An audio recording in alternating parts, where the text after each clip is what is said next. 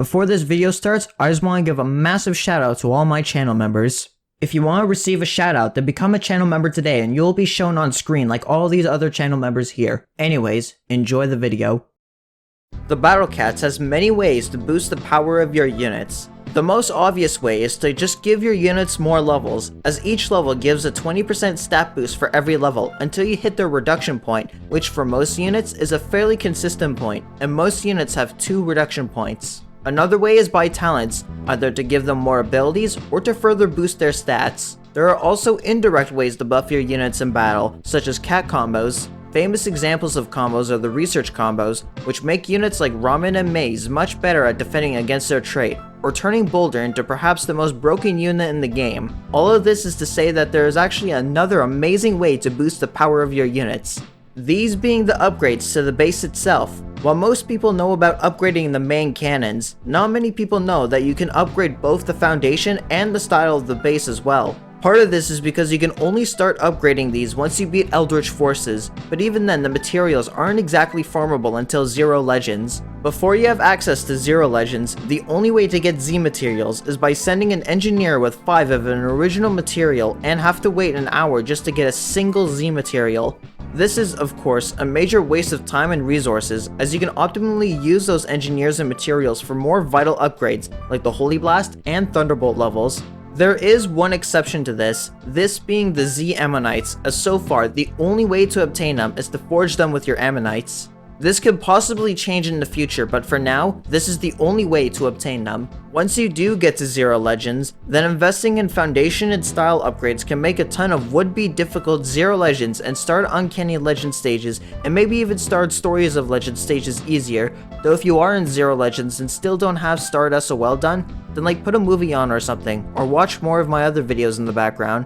So, you might be wondering, what are these additional base upgrades and how can they benefit me? Well, the foundation and style upgrades can give your units a much better time facing a type of enemy, or a better time handling specific abilities that could debuff your units, or abilities that could deal additional damage to units. Foundations reduce damage to your units by specific traits by up to 15%, and styles reduce enemy ability effects by 15% at max level. Each upgrade provides a 0.75% resist of the enemy damage or reduces the effect of an ability by the same percentage. When discussing each of the upgrades, I'll leave a chart showing all of the resources you need to reach level 20, including engineers. Now that you know what they do generally, let's get a bit more specific on what each one does, and to add on, I'll provide an example of where having an upgrade can come in handy. The first of these is the Slow Beam. The trait they target with the foundation is floating, and the style gives slow resistance. Out of all of the foundations, this is probably the one most well known, as upon their release, Sage of Mind Soractis was easily one of the most difficult bosses to fight in the game, seeing as this enemy was a one-man army capable of killing most things in a matter of seconds. This was also the first real time people were discussing foundations, as the floating foundation, if fully upgraded, will reduce Soractis' effective damage from 24,000 to an effective 20,400. This would make them much easier to stall with Octopus, as at level 50 with health talents, this would allow Octopus to go from tanking 10 hits to 12 hits. While this may not seem a lot, being able to tank 2 additional hits allows you to keep what little ground you could hold from Soractis a little bit better, which increases your chances of beating him.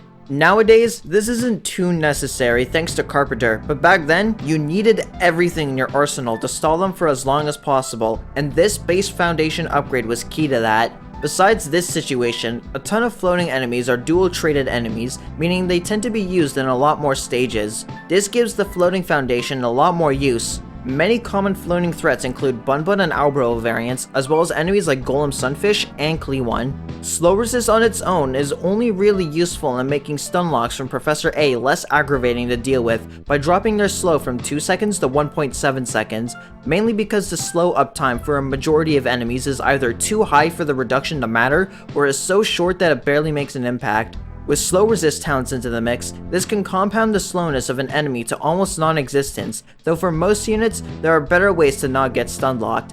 This is the case with most of the resist style and talents when put together, as they give an effective 75% reduction against the status if combined. For example, Cleonel's 4-second slow gets reduced to 1 second of slow, which can give units a much easier time getting into her blind spot if they survive her initial attack.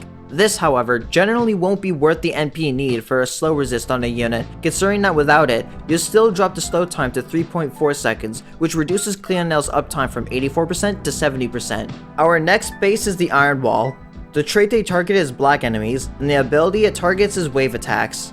The base upgrade reducing the damage of black enemies is fairly useful, as black is one of the main traits that rely on raw damage to be a threat, so dampening that can make a ton of stages easier. Jetpack is the main anti-black meat shield, and at level 50 has an effective health stat of 121,500. By applying the foundation, this gives them over 20,000 extra health for an effect of 142,941. Dark Dober is a fairly common enemy to see in Zero Legends, and sporting 13,000 damage with 8.2k DPS can make them somewhat tricky to deal with. With this base foundation, this drops their damage to 11,000 damage with 7,000 DPS. A useful application for this enemy is by making it so CAT doesn't get knocked back if hit by the dog. Even at just level 1, CAT gains enough effective health where it doesn't get knocked back at full health, which can help secure a ton of damage. Dark Dober is also able to mini-wave, which also happens to be the style upgrade for the Iron Wall. This is an extremely strong style upgrade, especially when paired with the foundation upgrade, as both of them can reduce the wave damage by 28.75%. To name an example, 300% Toucan deals 36,000 damage and will always fire off a level 2 wave with said damage. By applying the Iron Wall foundation and style, this wave damage gets reduced to a much more manageable 26,010 damage. This also works with even mini waves, as some enemies become extremely deadly thanks to said mini wave, with Boar Jr. being the main example. The mini wave from Boar Jr. sports a strong DPS stat of 7,800, but with the style, can be reduced to a somewhat more manageable 6,600 DPS. DNL is perhaps the best example of where both style and foundation come together to deal with an enemy. While DNL's mini-wave only deals 1.6k damage, the DPS of the mini-wave jumps to a more threatening 3000 DPS, and when combined with the main attack makes the horse's DPS jump to 18,000. By combining the Water Blast Foundation and Iron Wall style, this could be reduced all the way down to 14k DPS with both active. While it may not seem like much, this reduction in DPS can make units like Courier survive way longer, allowing for more chances to land hits against the horse. The next cannon is the Thunderbolt, which targets Angels and the Freeze ability. The Thunderbolt style targeting Angels can give another trait that primarily focuses on raw offense a harder time breaking through your line. Ramen is perhaps the most well-known specialist meat shield, whose ability to tank Angels is extremely good, especially due to having access to talents, orbs, and plus levels. The base upgrade provides another way for Ramen to be even tankier against Angel enemies. At level 50 with only health talents, Ramen sports an effect of 170,000 HP against Angels. With the foundation, this brings it up to 200,000, the equivalent to a level 60 Ramen. If one were to apply a resist orb to a level 50 Ramen and combine it with the foundation, the effective health goes up to 266,000 HP. For an HP invested only Ramen to hit the same effective health, you would need a level 93 Ramen to have that same health. Borfem is an extremely fast attacking enemy who sports a gigantic 48k DPS. Normally, it takes a Borfem 10 hits to kill a Ramen, but if combined with both a resist orb and a maxed out foundation, it takes Borfem 16 hits to kill a Ramen. This massive boost in defense can make stalling out most Angels a much easier ordeal, with Ramen being able to have all this extra health. Freeze is a much more devastating ability when compared to slow. However, to make up for this, the uptime for most enemy freezes with 100% odds are shorter compared to any slow with 100% odds. For example, Albrili's freeze lasts 4 seconds, which gives him an uptime of 83%. However, there are a few exceptions to this. The previously mentioned DNL and Soractis both sport a devastating freeze, with DNL having a freeze that lasts for 1.67 seconds and Soractis' freeze lasting 2 seconds. Each freeze has an uptime of 315% and 285% respectively, but are balanced by their low activation chances of 15 and 30% respectively. Their freezes, however, are still devastating, so having a way to reduce how much of an impact they have could be super useful. The enemy which you can benefit the most with this style upgrade is Henry, as they have a perfect 100% freeze time, capable of perfectly stunning units. However, with the max style upgrade, you could reduce this uptime to 85%. Reducing their uptime to this much can give plenty of units just enough time to escape their range and enter his blind spot, or can allow a unit to actually execute an attack. Then we have the Water Blast, which helps with red enemies and resists surges. Red is another one of those traits that mainly relies on damage over statuses to make a dent into your units, so having the ability to reduce their pushing power is always a plus. The most notable example of the Water Blast Foundation style being effective is ironically a stage where red enemies aren't the main threat. I am of course talking about Heinous Road. In this stage, most of the enemies are Aku, specifically some of the Malevolent Cat variants, which are one of the 3 traits that lack a foundation resistance. This stage does feature JJ Jackrabbits, which can be troublesome to deal with and could put a decent dent into your front line. Their 2 multi-hits could deal a collective 18,000 damage, but with the foundation could reduce this effective damage to 15,300 damage. Units with lower endurance or over 151 range also get to benefit, and instead of having to take 9,000 damage, they only take 7,650 damage in a single hit. This is huge for units like Cone, as they're one of the only ways to actually stall the enemies present at all, and minimizing JJ Jackrabbit's damage can make this job easier. The style upgrade is for reducing surge damage. Surges generally could be more devastating than waves, considering that most enemy surges linger for some time and could rip a massive hole in your defense. Saint Dober is the best example of this, sporting a level 3 surge that deals a total of 69,000 damage if all 3 hits connect. By applying the style, the surge damage can be reduced to 58,650 damage. When combined with the Thunderbolt Foundation, this damage can be further reduced to 49,852 damage. This is a massive difference in damage that could allow Ramen to stall way more effectively against the dog. Just like the Iron Wall style, this can also affect Mini Surge. However, this has less application, considering almost no enemy has Mini Surge that's really concerning, though it can make Mini Angelic Cyclone's 1000 cuts less deadly. This style upgrade is mainly useful for the main surge, but could be super useful against a wide range of enemies. Then there's the Holy Blast, which fittingly also targets zombies as their foundation. The style targets as weaken. Zombies are also a rather aggressive trait that can be tricky to deal with sometimes, especially the likes of Cadaver Bear, who even after a shot of the Holy Blast can be pretty difficult to deal with.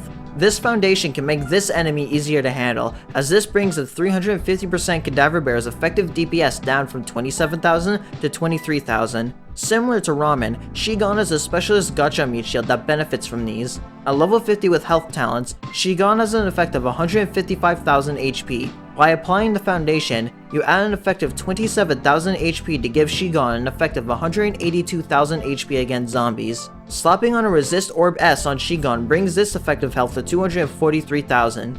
Normally, a 350% Cadaver Bear takes 9 hits to kill a Shigon, but with these boosts can now make a Cadaver Bear require 14 hits to kill a Shigon. The style upgrade helps counter the weaken ability, which besides Wing Piggy, this style upgrade could be super useful. Some notable enemies that can weaken include Hanya, and once again Dark Dober. Hanya is an enemy whose bulk mostly comes from her weaken, which lasts for 5 seconds to give her an uptime of 99%, giving units very little time to deal meaningful damage. With this style upgrade, this uptime gets reduced to 84%, giving plenty of units like Manic Island more time to chew through a relatively low health stat.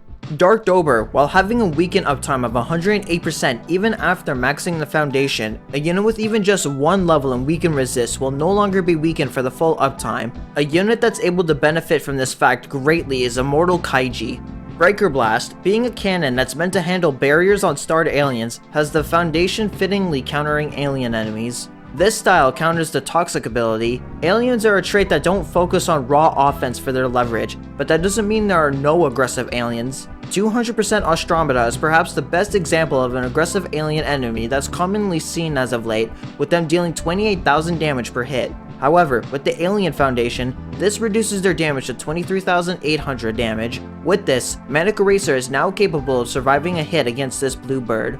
Toxic is easily the rarest ability that a style upgrade can counter, seeing as there's only 3 common Toxic enemies in the Legend Saga stages with Gobble, Zolo, and Oldstrich. This style upgrade can make it so that these enemies' effects don't chunk your units nearly as much. Oldstrich's Toxic deals 20% of a unit's max health, on top of the initial 23,000 damage. A level 50 Shigon with health talents will take 54,000 damage from a Toxic Oldstrich hit.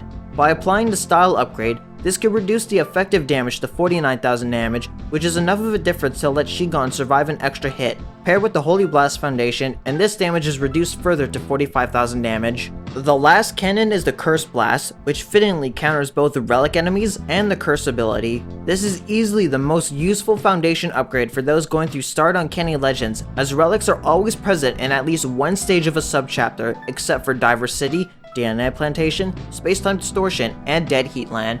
As such, being able to reduce the offensive power of a very common trait can make levels much easier. Cone is a unit that will be used a lot given the common presence of relic enemies. Cone at level 50 sports an effect of 118,000 health against relics. By adding the foundation bonus to Cone's health, this bumps their effective health to 139,000 HP.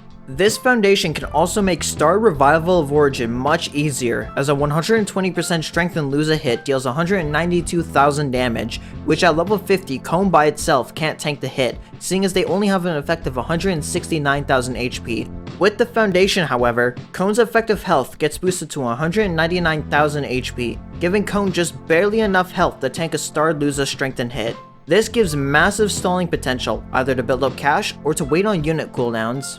The last of the style upgrades is Curse Resistance. Seeing as basically every relic enemy can curse, having resistance to this ability is useful. However, this is the one style upgrade that isn't really needed outside of completionist reasons, seeing as Esoteric Girl could shut down any relic curse in the game, and for the few enemies that do curse and aren't relic, they have uptimes that are way too long for it to matter. Now that you know what each of the style and foundation upgrades do, which stages are the best place to get each material? From my testing, this is what I found. A playlist with each stage will be made soon after this video is uploaded for you to get a better breakdown of each stage and how to farm said stage as quickly as possible without the use of Ubers or limited units to be as accessible as possible. For Brick Z and Meteorite Z, the best stage by far to grind for them is Wicked Clergyman and Reverse Royal Grave, as this stage can be beaten extremely quickly and boasts some of the best odds for Brick Z with a 16% chance to drop them and a solid 23% chance to drop Meteorite Z.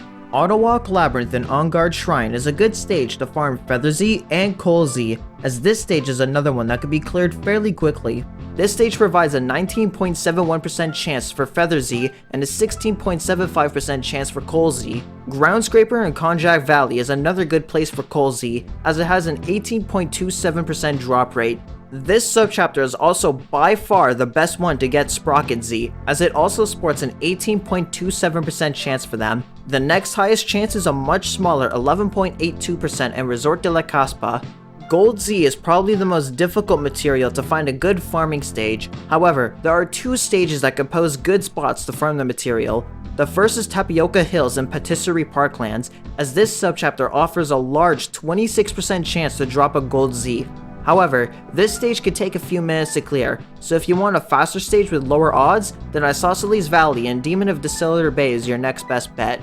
This stage can be cleared much faster, but offers a 17.52% chance for Gold Z. For Beastbone Z, Antimatter Jungle and Restricted Area is easily the best stage to farm for the material, as it has a 27% chance to drop the material. Uneducated Sophist and Garden of Wilted Thoughts is a good low energy stage for early ZL that gives a good source of Brick Z and Beastbone Z, with the stage having a 19.71% and a 14.78% chance respectively to drop each material. A low energy alternative for Coal Z is the Trompo Foothills and Forest Playground, as this stage is just a few Axolotls in the Doge base that can be cleared very fast. Each attempt has a 16.75% chance for Coal Z. The best stages for farming materials if you aren't targeting a specific material, however, is Protons, Neurons, and Morons in the Edge of Spacetime, as this subchapter has an equal chance for any material and can be rushed. It also has the benefit of being an extremely early ZL stage. Choco Highlands in the Cat Cradle Basin is also a good early ZL stage for farming materials thanks to it being fairly rushable, especially for Brick and Meteorite Z. In the description below, I also left a Google Sheet that you can make a copy of that has a table built into it so you can sort through the various ZL chapters to find subchapters with the best odds of materials. Note that I'll be updating this table every time a new subchapter releases, so be sure to make a new copy of it if you still want to have an up-to-date table. Now the final question for me to answer is, which of the foundation and styles would I personally recommend to invest in first? Personally, the first foundation I would look into upgrading is the Curse Blast Foundation, as investing in this can make your starred UL journey much easier, as relics are almost always present. The fact that relics are also present almost everywhere in UL gives it a lot more usage than the rest of the styles and foundations.